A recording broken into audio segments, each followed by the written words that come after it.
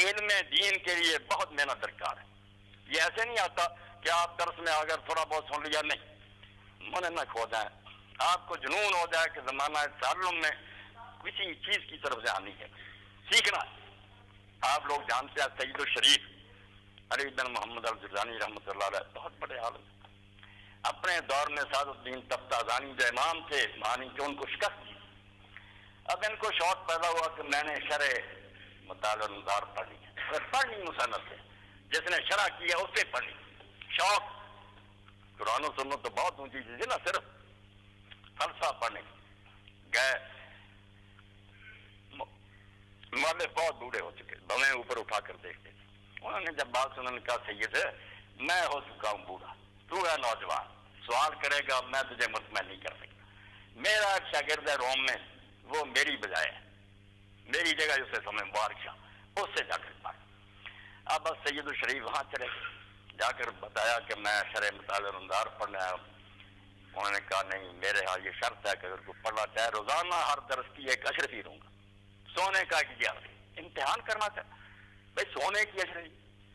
یہ مسکین بیچارے کوئی بات نہیں چیز تھی ان کے پاس.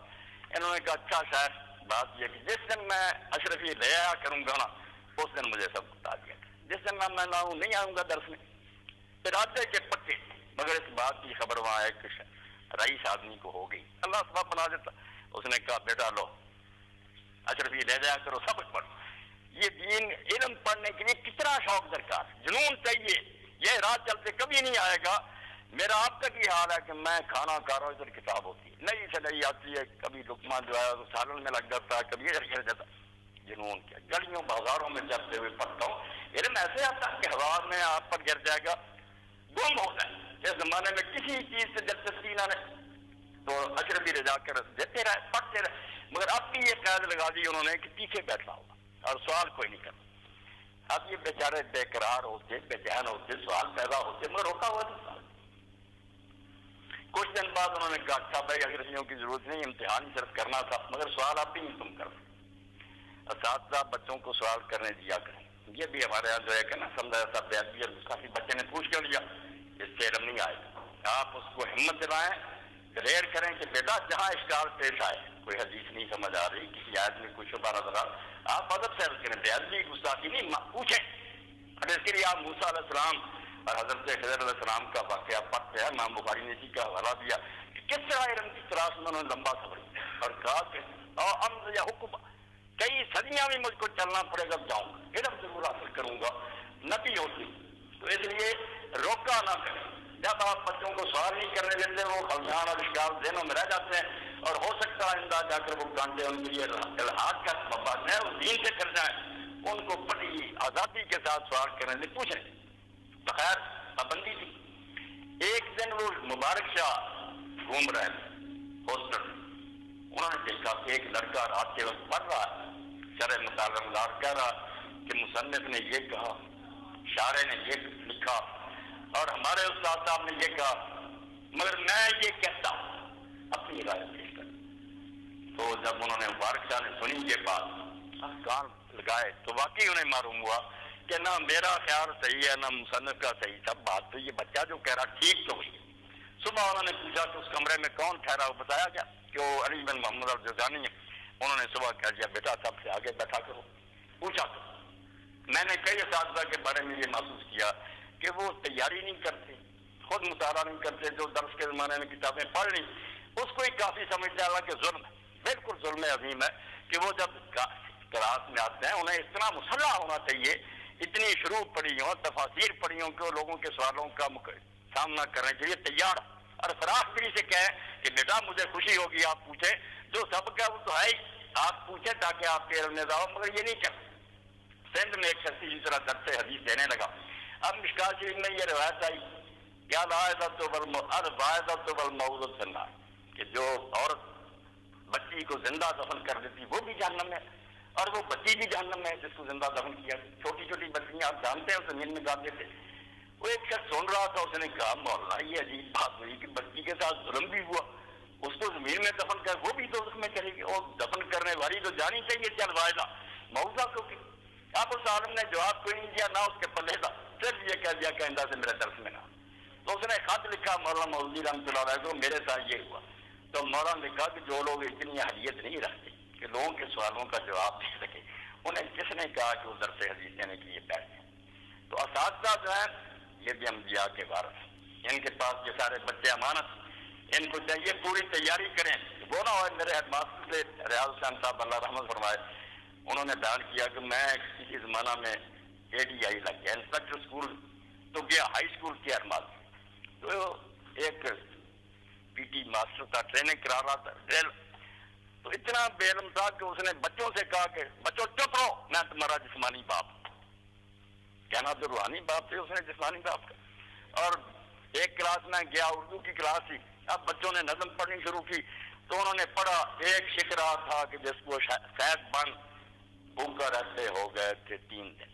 ادھر بن پڑا، ادھر دن پڑا. اب میں نے سارے بچوں سے سارا سامنے گئی. آخر میں نے استاد صاحب سے پوچھا کہ آپ پڑھے؟ انہوں نے کہا یہی ہے جی، ایک شکرا تھا کہ جس کو شاید بن. انہوں نے کہا بن کا دن کا کوئی ہے کافیہ؟ کہنے لگا کافیہ وافیہ ہم نہیں جانتے ایسے ہی. انہوں نے پھر آہستہ سمجھایا ریاض صاحب نے کہ اللہ کے بندے بن ہے بغیر، جسے کہتے ہیں ایک شکرا تھا کہ جس کو شاید بن، شکار کے بغیر، اور بن ہے بن نہیں. تو یہ ساری کیوں قیامت آتی ہے؟ اساتذہ مطالعہ نہیں کرتے، کوئی ذمہ داری نہیں سمجھتے کہ یہ بچے جو بیٹھے ہوئے ان کو مطمئن کرنا ہے. ان کو ہم نے ایسے مسلح آدمی بنا کر نکالا کہ علمی محاذ پر بھی یہ شکست نہ کھاتے. قادیانیوں سے واسطہ ہو.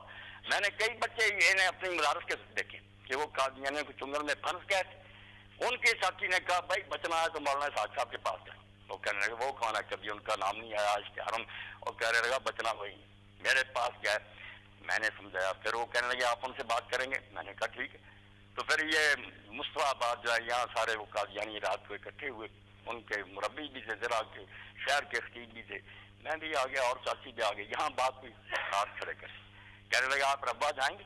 ان کا ہم مانتے، ہمیں کوئی جواب نہیں آیا. آپ ربا چلیں. میں نے کہا ربا چلیں.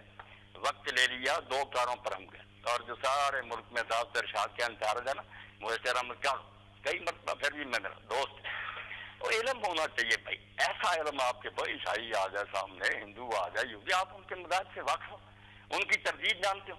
آپ صرف 2-4 کتابیں پڑھیں گے ٹھیک ہے، کسی مسجد کی امامت تو کر رہے ہیں، مگر وہ کام جس کے لیے انبیاء آئے، اس دین کو اپنے پر بھی نافذ کرنا، زمین پر غالب کرنا، ایسی تیاری کرے کہ آپ قاضی بنا دیا جائے. آپ کو پتا ہو کہ فیصلہ کرنے کا یہ طریقہ. آپ اگر اسمبلی کے ممبر ہو، آپ کو قانون سازی کے بارے میں اجتہاد اور اس کے اصولوں کا پتا ہو، تو اساتذہ کی یہ ذمہ داری ہے کہ یہ بچے ان کے پاس اللہ کی امانت. یہ رسول اللہ صلی اللہ علیہ وسلم کے فرزند ہیں، حضور امت کے روحانی باپ ہیں. آپ کی مائیں، بیویاں ہماری مائیں ہیں، اس لیے ان بچوں کو شفیق باپ کی طرح تعلیم دیں. ڈانٹے نہیں، جھڑکے نہیں، یہ مارنا، یہ کوئی علاج نہیں. پیار سے ان کی بات سنیں، ان کے سوالوں کا جواب دیں. اور بچوں میں ادب ہونا چاہیے، بالکل جیسے حضرت موسیٰ علیہ السلام نے کہا، تو حضرت خضر علیہ السلام نے کہا بس جب تک میں نہ بتاؤں بیعت بھی نہیں کرنا. بیعت ادب سے پیش آتے رہے، پوچھتے رہے. تو ادب ہونا چاہیے. اب ادب کے بارے میں دیکھیں، جو لوگ بلندی پر پہنچے، جنہیں ہم آسمان علم کے اس وقت آفتاب اور مہتاب کہتے ہیں. امام شافعی رحمۃ اللہ علیہ فرماتے ہیں جب میں ور کو اٹھتا تھا امام مالک رحمۃ اللہ علیہ کے سامنے، تو میں اس کی آواز نہیں پیدا ہونے دیتا، اتنی آہستہ سے کہ ان کے کانوں تک آواز بھی نہ جائے، استاد کی شان میں یہ گستاخی نہ ہو جائے. کہتے ہیں میں نے وکیل رحمۃ اللہ علیہ کے سامنے کبھی پانی نہیں کیا کہ استاد دیکھ رہا ہے میں پانی کیوں. اب کہاں گیا وہ ادب جس کی وجہ سے بے برکتی، بچوں کو کچھ نہیں ملتا. استاد کا دل خوش ہوگا اگر اس کا احترام کریں گے. صرف سامنے نہیں ہونا یہ چاہیے کہ جو فوت ہو گئے آپ ان کے لیے دعائیں کریں. اور میری روزانہ کی عادت اللہ اسی پر مجھے رکھے، میں صبح شام اپنے ان اساتذہ کو، بے شک وہ دنیاوی تھے اسکول کالج میں یا دینی تھے، کبھی نہیں بلاتا. ان کے لیے مغفرت کی دعا کرتا ہوں. ان کا بڑا احسان اور منت ہے میری گردن پر، اس لیے فوت ہو گئے دعائے رحمت کرو ان کے لیے. زندہ ہے ان کی غیبت میں بھی ان کا احترام کرو. کئی بچوں کو دیکھا استاد کے سامنے شاید نہ جرت کرنے، بعد میں مذاق اڑاتے ہیں، برے نام رکھتے ہیں. ایسے لوگوں کو کیسے علم ملے گا؟ ہونا یہ کہ غیر حاضری میں بھی آپ پورا ادب کریں، احترام سے ان کا تذکرہ کریں، اور ان سے علم کی دولت حاصل کرنے کی کوشش کریں. انشاءاللہ نصیب ہوگی، اللہ آپ کے سینے کھول دے گا. اور محنت کریں، آپ محنت میں کمی نہ چھوڑیں. وہ سیدہ شریف کا ایک واقعہ آپ کے لیے کافی ہے کہ کچھ بھی کرنا پڑے علم کے لیے آپ کیوں شمع پہ علم باعث گزار، شمع کی طرح گل جائیں. آپ دن رات ایک کر اور اس کے لیے لائبریری بھی آپ جو ہے نا اس سے فائدہ اٹھائیں. یہ تالے لگا کر لوگ رکھتے ہیں, بہت بری بات ہے. صرف وہ کتاب پڑھنا جو درس میں شامل ہے, اس سے کوئی علم نہیں آتا. میں اسکول کے زمانہ میں کالج میں ہوتا تھا, جو لائبریری صبح کارڈ جمع کرانا, 3-4 کتابیں لے لی, اپنی کتابیں نہیں پڑھتا تھا, پڑھنے کی ضرورت ہی نہیں تھی, دوسری اتنی پڑھ لیتا تھا کہ وہ ساری کتاب اس میں آ جاتی. میرے استاد بھی تھے مولانا محمد حیات رحمۃ اللہ, وہ یہی نصیحت کہتے ہیں, جو مضمون کورس میں شامل ہے نا وہ پوری کتاب آخر کرو, شروع سے آخر تک پڑھو, پتہ چلے کہ مصنف نے کیا لکھا, یہ کہاں جا کر مضمون آتا. پھر پرچہ لکھنے کے لیے رٹے لگانے کی ضرورت نہیں. مگر ہمتیں پست ہو گئیں, بچے بھی تھوڑا تھوڑا پڑھ کے کہتے ہیں چلو مسجد کو سنبھال لیا تقریریں, اور یہ تقریروں کا چسکا بھی بہت برا. جیسے بالغ ہونے سے پہلے شادی جائے, ظلم ہے بچے کے ساتھ, ایسے ابھی اس کا علم راسخ نہیں ہوا, وہ نکل جاتے ہیں جمعہ پڑھانے کے لیے. وہاں سے کوئی 150 مل جاتا ہے, انہیں ہاتھ پڑھ جاتی ہے, یار بڑا علم پڑھ کر بھی یہی کرنا ہونا. پیسے ملنے شروع ہو گئے, انہوں نے پھر کوئی مواعظے تارک لے لیا, کوئی مواعظے قاسم. علم تباہ ہو. علم جو ہے نا اس کو پختہ کریں, اصل بنیادی کتابیں پڑھیں, اور اس میں آپ تعصب کو بالکل جگہ نہ دیں. جیسا میں نے حکیم صاحب رحمۃ اللہ علیہ کے زمانہ کا واقعہ بیان فرمایا, علم میں اگر آپ یہ دیواریں کھڑی کر دیں گے کہ اس کا پڑھنا اس کا نہیں پڑھنا, یہ نہیں ہونا چاہیے. ہر قسم کا علم آپ پڑھیں, اس میں اگر کچھ غلطیاں ہوں گی وہ بھی اگر آپ نہیں سمجھ سکتے, اپنے اساتذہ سے ان کے بارے میں استصواب کریں. پڑھنا سب کچھ دیں. اب کتنے علماء جن کو میں دیکھتا ہوں کہ وہ غلام احمد پرویز پر تنقید کرتے, ایک کتاب نہیں ہونے چاہیے, وہ جانتے ہی نہیں کہ پرویز نے کیا کہا, سن رکھا کہ سنن کو نہیں مانتا. یہ تنقید کافی نہیں. تبصرہ اس شخص کو کرنا چاہیے جس نے اس شخص کا سارا لٹریچر ایمانداری سے پڑھا. یہ بھی نہیں کہ ضد سے پڑھا, نشان لگانے مناظرہ کے لیے. مناظرہ بدترین فن ہے جس نے اسلام میں جنم لیا. جس دن سے یہ جدل شروع ہوا نا کہ میدان میں اترتے ہیں پہلوانوں کی طرح کہ اس کو ہرانا, نیت یہ ہوتی کہ ماننا نہیں, بس ہرانا. کیلے چانٹے ساتھ لے جاتے ہیں, تم تالی بجا دینا, کہہ رہے واہ واہ واہ مولانا آپ نے حج کر دی. پہلے نیت بات نہ کوئی سمجھنا نہ سمجھنا. ہونا تو یہ چاہیے کہ بھئی آپ اس کی بھی بات غور سے سنیں, اپنی بھی کہیں, اور قرآن کے طریقہ کے مطابق الا کلمۃ سواء بیننا و بینک, جو مشترک باتیں وہ تو لے لیں. یہ بھی مانتا, میں بھی اختلافی نہ بناتے جائیں کہ ہر بات اختلافی ہو جائے. اگر 99% اتفاق ہے پہلے اس کو لیں, اور اس کو بنیاد بنا کر یہ گفتگو آگے بڑھائیں گے. جن چیزوں میں اختلاف ہے پہلی مانی ہوئی باتیں, یہ بھی آپ قرآن مجید میں دیکھ لیں. اساتذہ طرف یہ جو ہے نا الزامی جواب, یہ دین میں کہیں نہیں ہے. یہ سب سے بڑا جرم ہے کہ آدمی اپنی غلطی چھپانے کے لیے دوسرے کی غلطی پیش کرے, کہ میرا اگر کوئی مسئلہ غلط ہے تو آپ کا بھی غلط, اس کے غلط سے آپ کا صحیح ہو گیا. انبیاء علیہ السلام نے کبھی یہ نہیں کیا, اپنے دلائل مشکل دیے کہ ہمارے پاس جو حق ہے اس کے حق ہونے کی یہ دلائل. دوسروں کی غلطیاں ڈھونڈتے رہنا اور وہ لکھ کر رکھنا کہ یہ بات کرے گا تو اس کی بھی کوئی بات الزامی طور پر پیش کر دیں گے, یہ دین حق کا راستہ نہیں ہے. بالکل تحقیقی راستہ اپنائیں, مطالعہ وسیع کریں, اور سوال جو ہے اس کے لیے بالکل تیار. رسول کریم علیہ السلام نے جب خود کئی مرتبہ سوال کیے کہ لوگوں کے اندر تلاش حق کی ضرورت پیدا ہو, علم کا شوق پیدا, وہ واقعہ آپ کے سامنے جس دن آپ نے فرمایا کہ بتاؤ وہ درخت کون سا جس کی قرآن میں کلمہ طیبہ سے مثال دی ہے کہ اس کی جڑیں گہری ہیں, فضا میں اس کی شاخیں. تو لوگ کوئی کچھ کہتا رہا. عبداللہ بن عمر رضی اللہ تعالیٰ عنہ کہتے ہیں میرے ذہن میں آیا کہ کھجور ہے. صحیح جواب بھی یہی تھا, مگر میں اپنے والد صاحب کے احترام کی وجہ سے چپ رہا کہ ابا جی موجود ہے, میں کیوں بولوں. بعد میں انہوں نے جب ابا جی سے یہ ذکر کیا تو کہا عبداللہ اگر یہ تو جواب دے دیتا تو مجھے اتنی دوروں سے زیادہ پیارا تھا.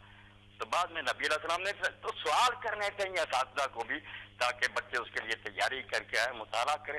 اور مطالعہ کے لیے انہیں کتابیں دیں, لائبریری کی کتابیں جو نا سینکڑا وہ چار جائے دین بچوں کو. ٹھیک ہے نا, بھی بدجانت نہیں ہونا چاہیے کہ کتاب ہاتھ آ گئی تو اب ہضم نہیں کر دینی, واپس کریں, مگر پڑھنے کا شوق پیدا کریں.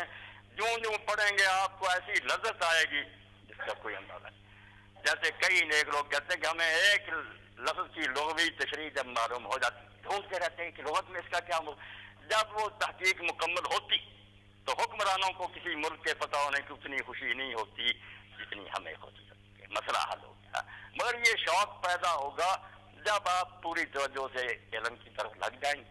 اساتذہ بھی آپ کی حوصلہ افزائی کریں گے, ڈانٹے نہیں کہ بچہ کیوں سوالوں سے تنگ کرتا, آپ تیاری کر کے آیا کریں. اساتذہ کو بھی پوری طرح مسلح ہونا چاہیے.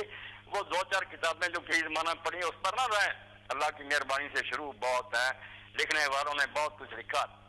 اپنے علم کو وسیع کریں, طالب علموں کی رہنمائی کریں, اور ذہن میں وہ ٹارگٹ رکھیں. وہ منظر اگر نظروں سے ہو جائے نا کہ مسلمان کو دنیا میں غلبہ دین کے لیے ہم نے تیار کرنا ہے. اس کے لیے دوسرے دنیاوی علوم بھی جو آپ سمجھتے ہیں کہ وہ اسباب کے طور پر آ جاتے ہیں، وہ ہم سیکھیں گے، اسلحہ چلانا سیکھیں گے، ہم ملکی مینجمنٹ سیکھیں، پھر ہی غلبہ اسلام کے وقت کارآمد کارکن ثابت ہوں گے۔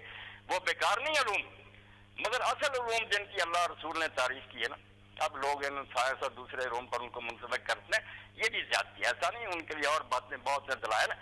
دین میں جس علم کی فضیلت ہے وہ اللہ کی کتاب ہے اور رسول علیہ السلام کی سنت ہے، اس کے علاوہ کوئی شے علم نہیں ہے۔ اللہ نے علم محض نہیں کہا، علم کا من بعد ما جاءکم العلم پراپر ناؤن ہے کہ خاص علم جو اللہ کی طرف سے آیا وہ صرف وہ ہے جو اللہ نے نازل کیا، اور یہ ایسا علم ہے کہ اگر یہ آدمی نہ حاصل کرے، ساری دنیا کی ڈگریاں اس کے پاس ہوں، بہت بڑا وہ دانشور بند ہے، مگر علم میں کہ راہ حق نہ نمایت جہالت ہے، جس علم سے حق کا راستہ نظر نہیں آیا، اللہ نہیں ملا،